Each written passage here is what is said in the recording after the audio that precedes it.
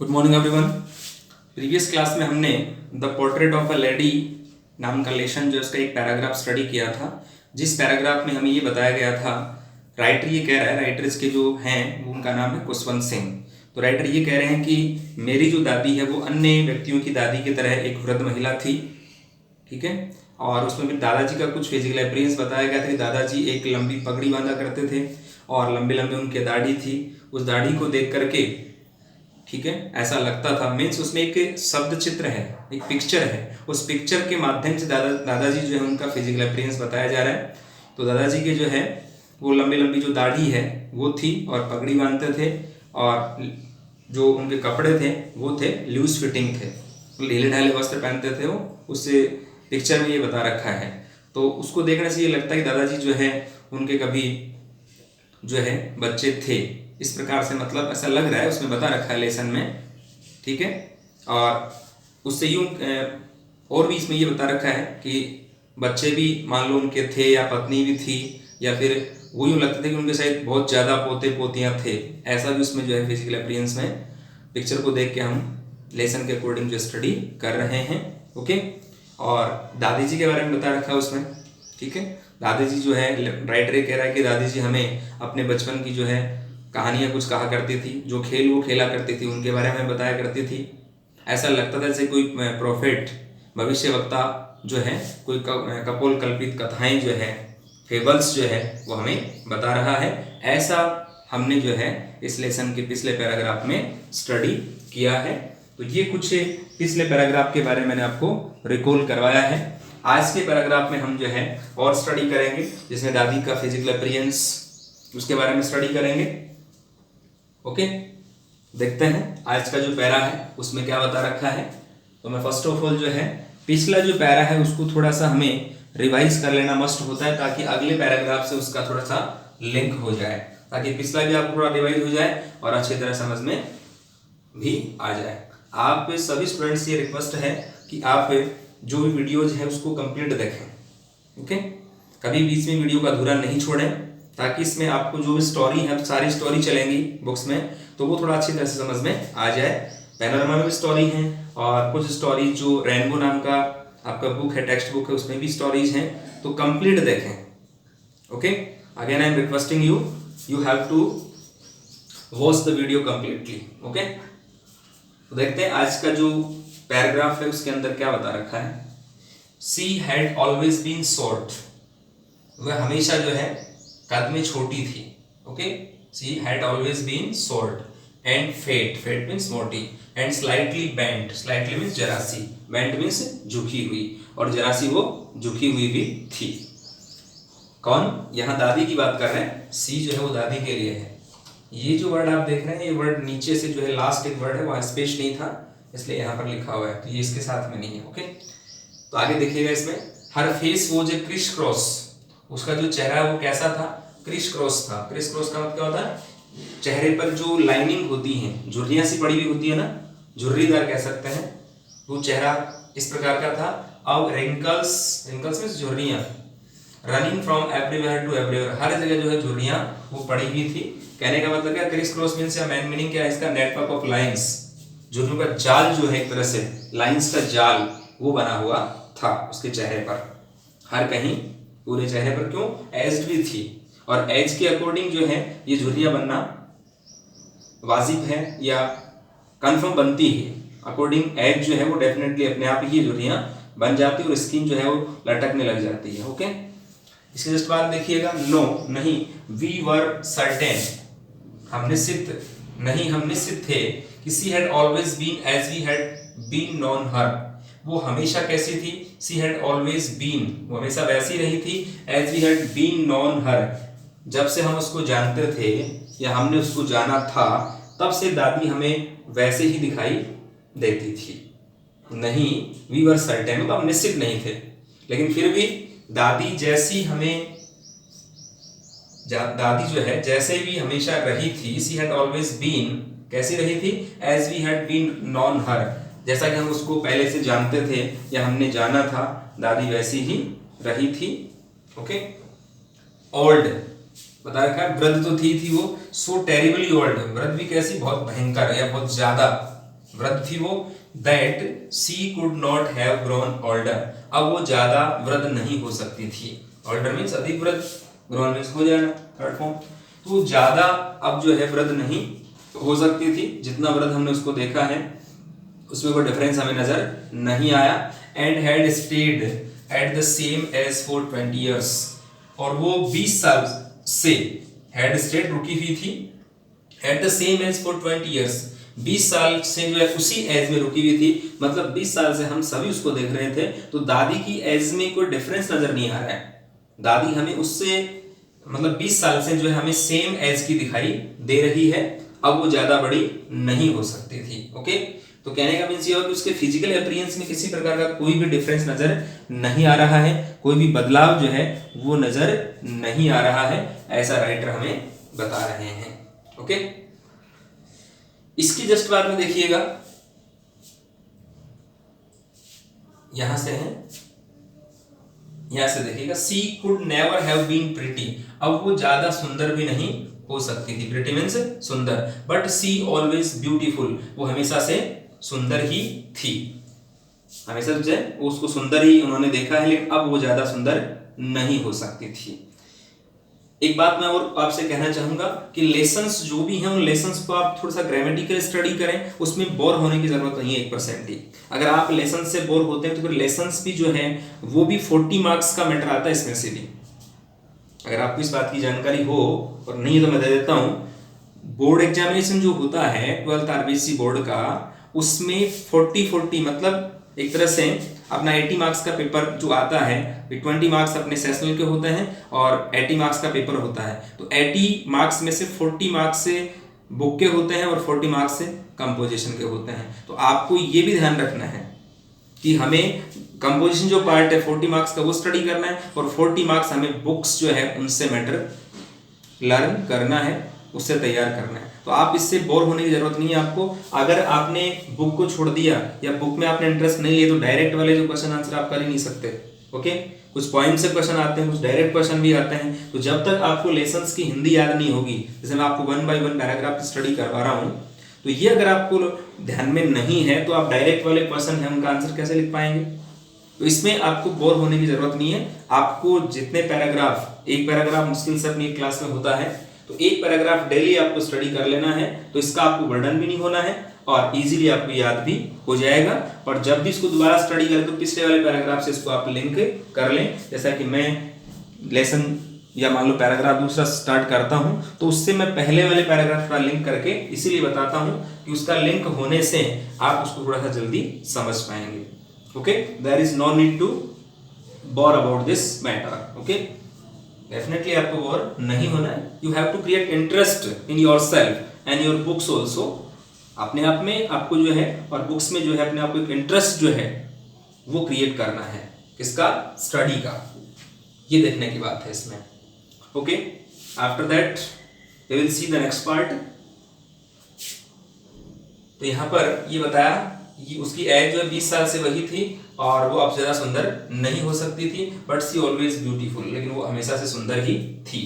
सी होबल्ड, होबल्ड means होता है लंगड़ा कर चलना, वो लंगड़ा करके चलती थी अबाउट द हाउस, घर के चारों तरफ, in spotless white with one hand resting on her waist to balance her stoop and other telling the beads of her rosary.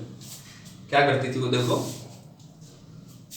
ये तो यहां से बता दिया आपको, सी होबल्ड अबाउट द हाउस, घर के चारों तरफ जो है लंगड़ा करके चलती थी, इन स्पॉटलेस वाइट, स्पॉटलेस मींस बेदाग, ठीक है ना, चेहरा जो उसका बेदाग था, व्हाइट था, और उसके साथ में जो है with one hand resting on her waist, एक हाथ जो है उनका कमर पे रहता था, वेस्ट मींस कमर, to balance her stoop, balance means संतुलित करना, स्टूप मींस झुकाव, तो झुकाव है उनका यहाँ पर बताया था आपको, स्लाइटली बेंट, थोड़ी झुकी हुई थी ना, तो उस झुकाव को बैलेंस करने के लिए एक हाथ अपना कमर पे रखा करती थी, एंड अदर, और दूसरा जो हाथ है उसका करती थी उससे the beads of her rosary, telling the beads of her rosary.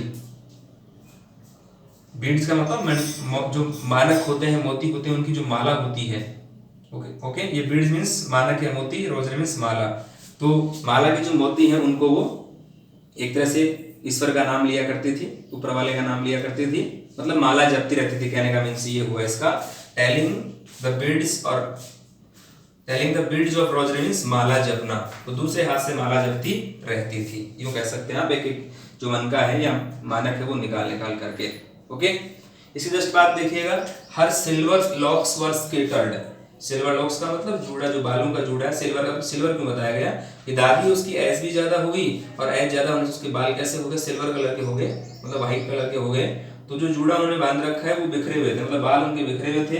अनटाइटली, अनटाइटली means गंदे, गंदे भी थे। और पैल, तो बाल कैसे बिखरे हुए थे। और हर पैल पकड़ फिश, पैल मींस पीला, पकड़ में झुर्रीदार, फेस मींस चेहरा। तो झुर्रीदार चेहरे पर जो है, पीले झुर्रीदार चेहरे पर उनके जो बाल हैं, उनके जो सिल्वर लॉक्स हैं वो बिखरे हुए थे, वो भी कैसे थे, गंदे थे। एंड हर लिप्स, और उसके जो होठ हैं, कॉन्स्टेंटली मूड, वो चलते रहते थे। कॉन्स्टेंट मीन्स लगातार, मूड मीन्स हिलना चलना। इनऑडिबल प्रेयर, इनऑडिबल मीन्स न सुनने योग्य, प्रेयर मीन्स प्रार्थना, प्रार्थना भी ऐसे करते हुए वो सुन नहीं ले। ऑडिबल मीन्स सुनने योग्य, इनऑडिबल मीन्स न सुनने योग्य। तो कोई उनकी आवाज को, जब वो माला जपती थी तो उनकी आवाज को कोई सुन नहीं पाता था। इस प्रकार से धीरे धीरे जो है वो जो मानक की माला है या जो ईश्वर की माला है वो जपती रहती थी। ओके, यस, हाँ, सी वॉज ब्यूटीफुल, वो सुंदर थी। सी वॉज लाइक द, अब देखो यहाँ पर इसकी जो तुलना की गई है, कंपैरिजन किया गया है इसका, कैसी थी वो। She was like the winter landscape, सर्दियों में जो लैंडस्केप या भूदृश्य जो होता है, कहाँ पर, इन द माउंटेन्स, पर्वतों में या पर्वतों पर जो भूदृश्य होता है सर्दी के मौसम में। And expense of pure serenity, और कैसा विस्तार होता है, प्योर सेरेनिटी, सेरेनिटी मींस शांति, शुद्ध शांति का विस्तार होता है वहां पर्वतों पर। ओके, एक्सपेंस में विस्तार। ब्रीदिंग पीस, और सांस भी जो है बिल्कुल शांति से वहां लिया जाता है, अच्छा लगता है वहां, ठीक है ना। एंड कंटेंटमेंट, और संतुष्टि, कंटेंटमेंट मीन्स संतुष्टि। तो संतुष्टि और शांति के साथ में हम जो है सांस लेते हैं, कहाँ पर, पर्वतों में। और वहां पर कौन सी ऋतु में, कौन से सीजन में, विंटर, सर्दी के मौसम जो लैंडस्केप है वो ऐसा हो जाता है कि वहां पर वॉकिंग करने का या वहां पर विजिट करने का मन करता है, और वहां का मौसम बहुत ही अच्छा, बहुत ही शानदार जो है वो होता है। तो यहाँ पर जो है दादी की तुलना, दादी जिस प्रकार से उसके जो लॉक्स हैं वो कैसे हैं, वाइट हैं, सिल्वर लॉक्स हैं। तो यहाँ पर दादी की सुंदरता की तुलना जो है वो पर्वत जो है, पर्वतों का जो परिदृश्य है या मान लो दृश्य है, उनसे की गई है। कि दादी जो है इस प्रकार से थी या इस प्रकार से सुंदर थी जैसे वहां का पर्वतों का परिदृश्य होता है या वहां का वातावरण होता है। ओके, जहाँ से वहाँ जो है हम जाकर के और उस खुली हवा में, खुली हवा में सांस ले सकते हैं, जहाँ माहौल कैसा शांतिपूर्ण है और कंटेंटमेंट, संतुष्टि पूर्ण है या संतुष्टि वाला माहौल है, तो वहाँ पर हम अच्छी तरह से श्वास ले सकते हैं। तो दादी की सुंदरता बता रहे हैं, यहाँ पे इसका वर्णन किया गया है। ओके, कंपैरिजन किया गया है इसका।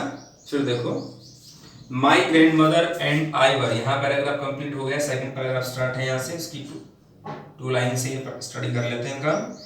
माई grandmother and I were good friends, मैं और मेरी दादी अच्छे दोस्त थे। माई पेरेंट्स लेफ्ट मी, मेरे जो माता पिता मुझे छोड़ करके चले गए थे। विद हर, दादी के साथ में, हरमन्स या दादी के लिए है। When they went to live in the city, जब वो शहर में रहने गए तो मुझे दादी के पास में छोड़ के चले गए थे गांव में। And we were constantly together, और मैं और दादी साथ साथ रहते थे। वी वर कॉन्स्टेंटली टुगेदर, हम साथ साथ थे। इस प्रकार दादी, मतलब दादी और खुशवंत सिंह जो राइटर हैं वो साथ साथ गांव में रहे हैं। तो ये बचपन की बात है कि बचपन में वो छोटा था तो गांव में दादी के साथ में रहता था और उसके बाद वो शहर चला जाता है। अब यहाँ पर आपको दादी के फिजिकल अपीयरेंस के बारे में कंप्लीट जो इन्फॉर्मेशन है वो इसमें दी गई है। किस प्रकार दादी का फिजिकल अपीयरेंस है, ओके, किस प्रकार दादी की जो एज है वो दिखाई दे रही है, ठीक है ना, और किस प्रकार दादी की तुलना जो है एक किससे की गई है, माउंटेन्स का जो लैंडस्केप है, विंटर लैंडस्केप, उससे की गई है। ओके, और दादी कितनी धार्मिक महिला है ये भी आपको इस पैराग्राफ में स्टडी हमने किया है या हमने स्टडी किया है कि दादी कैसी थी, धार्मिक प्रवृत्ति की महिला थी। जो मानक हैं या मणि है, जो हम कह सकते हैं अपनी लैंग्वेज में, उनकी जो माला है, बीड्स ऑफ हर रोजरी, ये वो जपती रहती थी, ईश्वर का नाम लिया करती थी। तो ये इस पैराग्राफ में हमें स्टडी करने को मिला है। ओके, अब हम थोड़ा सा ग्रामेटिकल इसका स्टडी करते हैं, इसमें क्या क्या बता रखा है देखिएगा। तो यहाँ पर फर्स्ट ऑफ ऑल देखिएगा, she had always been short, had और बीन, तो यहाँ पर ये परफेक्ट टेंस है। देखो बीन के साथ अगर वर्ब की फर्स्ट फॉर्म प्लस आईएनजी आ जाता तो पास्ट परफेक्ट कंटिन्यूअस हो जाता, बट यहाँ क्या है, ये पास्ट परफेक्ट है। हेड के साथ थर्ड फॉर्म किस में आती है, पास्ट परफेक्ट में। ये थर्ड फॉर्म किसकी है, बी की थर्ड फॉर्म है, बी वॉज बीन। ओके, तो दादी हमेशा क्या थी, शॉर्ट मतलब छोटे कद की थी, कहने का मतलब ये है। एंड फैट और मोटी थी, और स्लाइटली बेंट और थोड़ा सा झुकी हुई भी थी, बेंट मीन्स झुकी हुई। इसके बाद में है, her face was a criss cross of wrinkles running from everywhere to everywhere. दादी का चेहरा कैसा था, वॉज मीन्स था, क्रिस क्रॉस मतलब जो झुर्रियों का जाल है, नेटवर्क ऑफ लाइंस, वो दादी के चेहरे पर था। रिंकल्स मीन्स झुर्रियां, और ये पंक्तियों का जाल वो चेहरे पर जो है एक तरह से बना हुआ था। Running from everywhere to everywhere, और वो जो लाइंस हैं, जो झुर्रियां हैं, वो हर जगह से हर जगह, मतलब प्रत्येक जगह दादी के चेहरे पर ये झुर्रियां थी। ओके, तो यहाँ पर भी हर फेस वॉच, यहाँ पर भी पास्ट सिंपल टेंस यूज किया जा रहा है। ओके, इसके जस्ट बाद में है नो, नहीं। वी वर सर्टेन, अब निश्चित थे, यहाँ पर भी पास्ट सिंपल टेंस है। वी जो है प्लूरल सब्जेक्ट है, इसके according helping verb, man verb, sorry helping नहीं है, मैन वर्ब वर आ रहा है। सिंगुलर होता तो वो जाता। She had always been, as we had been known her, तो यहाँ पर क्या होता रखा, हेड के साथ में वर्ब की third form means past perfect tense. वो हमेशा से कैसी थी, हमेशा वैसी ही थी। As we had been known her, जैसा कि हम उसे जानते थे, जाना करते थे। अब हैड बीन थर्ड फॉर्म, तो ये क्या है, ये पास्ट परफेक्ट टेंस का पैसिव वॉइस है। पास्ट परफेक्ट टेंस में हेड प्लस वर्ब की थर्ड फॉर्म आती है, लेकिन यहाँ तो थर्ड फॉर्म भी आ रही है, यहाँ पर देखो फिर से नोन आ रहा है। ओके, तो ये हेल्पिंग हो गई, ये थर्ड फॉर्म हो गई, ये पैसिव वाली थर्ड फॉर्म हो गई, इसका पैसिव वॉइस बना रखा था। जैसा कि हमारे द्वारा उनको जाना जा चुका था, तब से दादी वैसी ही थी। ओल्ड, वृद्ध, सो टेरिबली ओल्ड, बहुत ज्यादा वृद्ध थी। दैट की she could not have grown older, अब वो ज्यादा वृद्ध नहीं हो सकती थी। तो यहाँ पर देखिएगा मॉडल, मॉडल के साथ में यहाँ फर्स्ट फॉर्म, फिर उसके साथ में थर्ड फॉर्म। ओके, तो कहने का मीन्स क्या हुआ, यहाँ पर देखो इसको आप फर्स्ट फॉर्म यहाँ मान सकते हैं, बट यहाँ पर ये फर्स्ट फॉर्म वैसे नहीं है, ये यहाँ पर ये मॉडल का पैसिव वॉइस बना रखा है, इसलिए यहाँ पर जो है फर्स्ट फॉर्म है और ये थर्ड फॉर्म है। मॉडल के बाद तो क्या आना चाहिए, फर्स्ट फॉर्म, उसके बाद थर्ड फॉर्म लगा सकते हैं, नो प्रॉब्लम। तो ये मॉडल का पैसिव वॉइस यहाँ बना रखा है। ओके, दादी जो है ज़्यादा बड़ी अब हो नहीं सकती थी। And had stayed at the same age, एक ही एज में रुकी हुई थी या रुक चुकी थी। हैड के साथ में third form past perfect tense में आता है, जो यहाँ पर आ रहा है। Okay, at the same age for 20 years, 20 साल से उसी एज में रुकी हुई थी। She could never have been pretty, वापस देखो वही कुड के साथ में फर्स्ट फॉर्म फिर थर्ड फॉर्म, मतलब मॉडल का पैसिव वॉइस बना रखा है। तो अब दादी ज्यादा सुंदर या कभी भी सुंदर नहीं हो सकती थी, प्रिटी मीन्स सुंदर। बट सी ऑलवेज ब्यूटीफुल, ये कह रहे हैं कि वो हमेशा, राइटर कह रहे हैं वो हमेशा से सुंदर ही थी। ओके, ये यहाँ पर बता रखा है। उसके जस्ट बाद में है सी होवर्ड, ये वर्ब की सेकंड फॉर्म है, मतलब past simple tense. Hovered means लंगड़ा करके चलना, तो दादी जो है लंगड़ा करके चला करती थी अबाउट द हाउस, अपना जो घर है उसके चारों ओर। एंड स्पॉटलेस वाइट, स्पॉटलेस बेदाग, वाइट मींस सफेद, with one hand resting on her breast, एक जो हाथ है वो तो उनकी कमर पे होता था। ओके, स्पॉटलेस मतलब वाइट तो थी वो, ठीक है ना, उनका रंग जो है ऐसा ही था, तो अपना इन स्पॉटलेस वाइट, ठीक है, one hand, with one hand, जो इनका फिजिकल अपीयरेंस उसकी बात कर रहे हैं, spotless wife. Okay, with one hand resting one on her waist, एक हाथ उनका जो है कमर पे रहता था या कमर पे रख करके, इसलिए to balance a stoop, stoop is झुकाव, अपने झुकाव को बैलेंस करने के लिए एक हाथ को कमर पे रखे हुए रहती थी, and other telling the beads of her rosary, और दूसरे हाथ से वो मोतियों की माला जो है वो जपती रहती थी या ईश्वर का गुणगान करती रहती थी। इस प्रकार यहाँ भी जो है हमें टेंस कौन सा मिला है, पास्ट सिंपल टेंस ही मिला है। ओके, क्योंकि यहाँ पर वर्ब की सेकंड फॉर्म दे रखी है ओवर्ड। ओके, और इधर जो है टू बैलेंस, ये इंफिनिटिव है, टू इंफिनिटिव, क्योंकि वर्ब के साथ में टू लगा हुआ है। इस प्रकार हमें ये ध्यान रखना है। अब टू इंफिनिटिव है वो नॉन फाइनाइट वर्ब का एक पार्ट होता है। ओके, हर सिल्वर लॉक्स वर स्केटर्ड, उसके जो सिल्वर लॉक्स हैं, जो बालों की बात कर रहे हैं यहाँ पर, जो बालों का जूड़ा बनाते हैं उसको लॉक्स कहते हैं अपन। तो सिल्वर लॉक्स जो उनके सफ़ेद सफ़ेद जो बाल हैं उनसे जो लॉक्स वो बांधती हैं, जूड़ा बांधती हैं, वो बिखरे हुए थे एक तरह से। ओके, जस्ट बाद में क्या लिखा, अनटाइटली, अनटाइटली का मतलब होता है गंदे। ओवर हर पेल, कहाँ वो बिखरे हुए थे, उसके पीले और झुर्रीदार चेहरे पर जो है वो उसके लॉक्स हैं, या मतलब बाल कह सकते हैं आप, वाइट जो बाल हैं, सफ़ेद जो बाल हैं वो उनके चेहरे पर फैले हुए थे। And her lips constantly moved in inaudible prayer, उसके जो हॉट हैं वो लगातार चलते थे। यहाँ पर फिर से पास्ट सिंपल टेंस आ गया, इनऑडिबल प्रेयर, न सुनने योग्य प्रार्थना में जो है उनके हॉट वो हिलते रहते थे, मतलब उनकी आवाज़ नहीं आती थी जब वो प्रार्थना किया करती थी। ओके, तो यहाँ पर कौन सा टेंस है, यहाँ पर भी देखो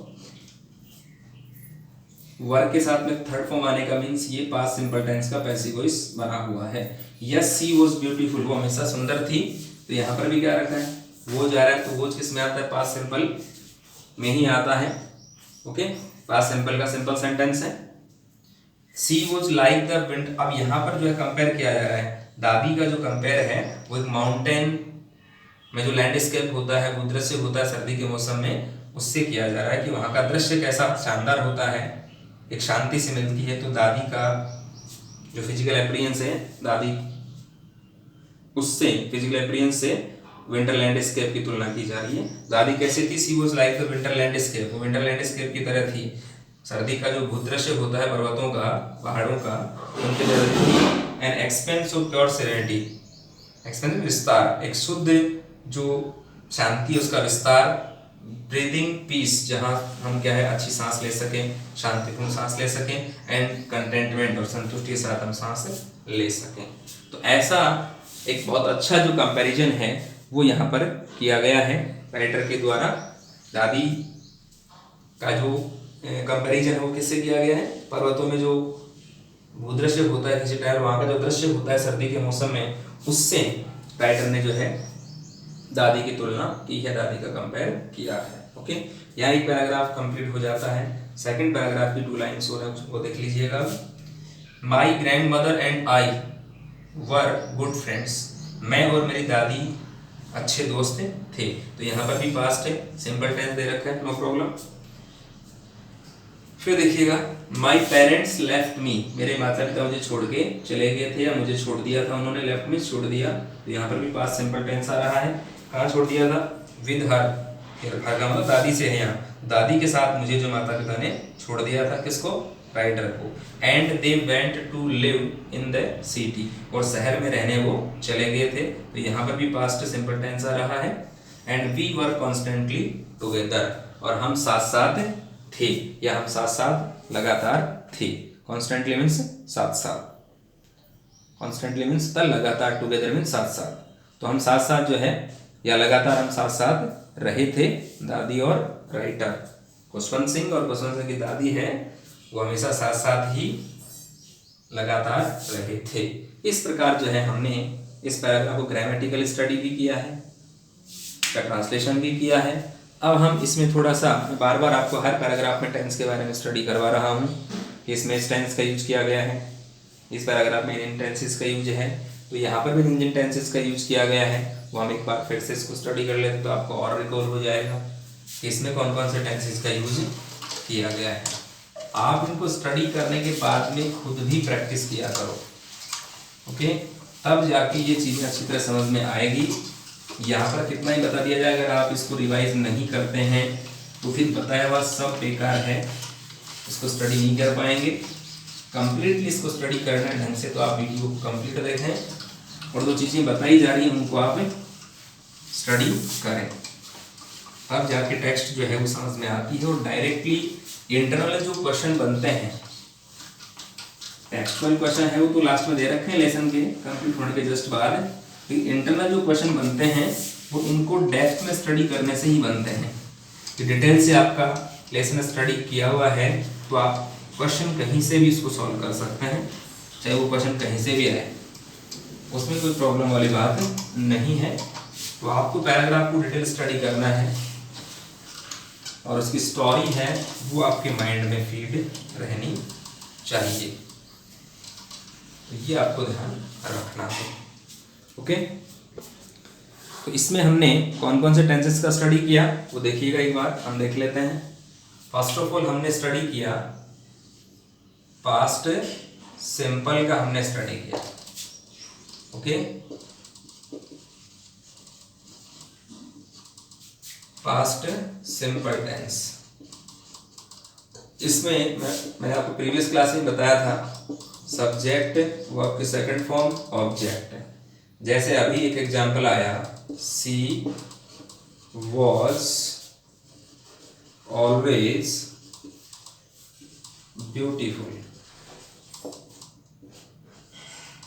ओके, ये है। तो सब्जेक्ट तो ये हो गया ना, उसके बाद में ये वर्ब की सेकंड फॉर्म हो गई, ये एडवर्ब है और ये वाला क्या है, कॉम्प्लीमेंट है, सब्जेक्ट कॉम्प्लीमेंट है ये, ओके।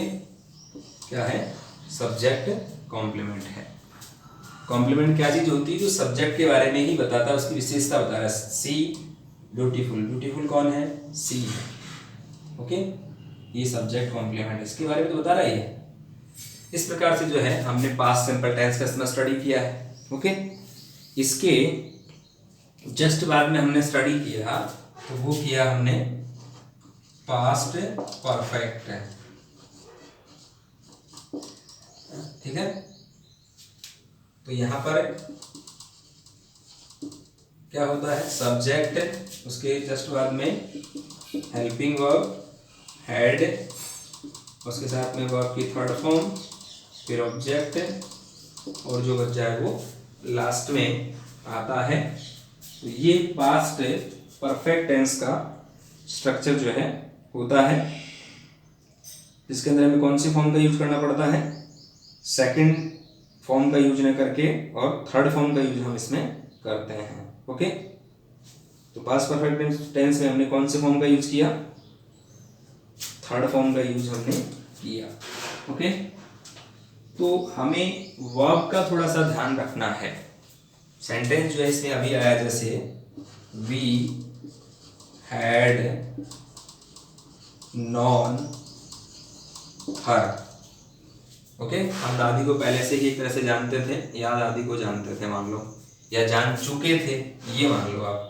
तो यहाँ पर ये सब्जेक्ट हो गया, ये हेल्पिंग वर्ब हो गई, इसके बाद में ये नॉन है, सॉरी थर्ड फॉर्म है, तो यहाँ पर ये थर्ड फॉर्म आ गया और ये ऑब्जेक्ट आ गया, ओके।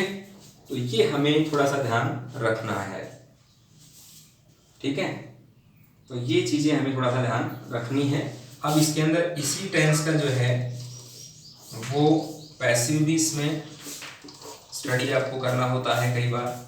पैसिव स्टडी करेंगे तब क्या होगा, ऑब्जेक्ट, ऑब्जेक्ट के जस्ट बाद में हेल्पिंग वर्ब कौन सी, वही हेड, और साथ में बीन, फिर इसके बाद में वर्ब की थर्ड फॉर्म, फिर बाई, बाई के बाद में subject.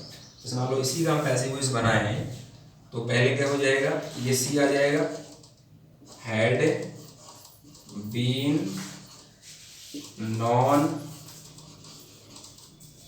C had been known, she had been known, इसके साथ में लगता है टू, बाय नहीं लगता है, she had been known to us, okay. ये इसका पैसिव वॉइस बन गया है। अस को आप नहीं लगाएं तो भी चलता है, कोई प्रॉब्लम नहीं है, और लगा दें तो रॉन्ग होने वाले कोई चांस नहीं है, रॉन्ग बिल्कुल भी नहीं होगा। तो हमें इन चीज़ों का थोड़ा सा ध्यान रखना है। पैराग्राफ का स्टडी करें और ट्रांसलेशन करें, वोकैब का स्टडी करें, स्पेलिंग वगैरह जो मीनिंग वगैरह नहीं आ रहे हैं आपको उनका स्टडी करें, ओके। और इस ग्रामर पोर्शन का भी आप स्टडी करें, okay. See you in the next class, in the next video lecture. Thank you very much, have a nice day, have a good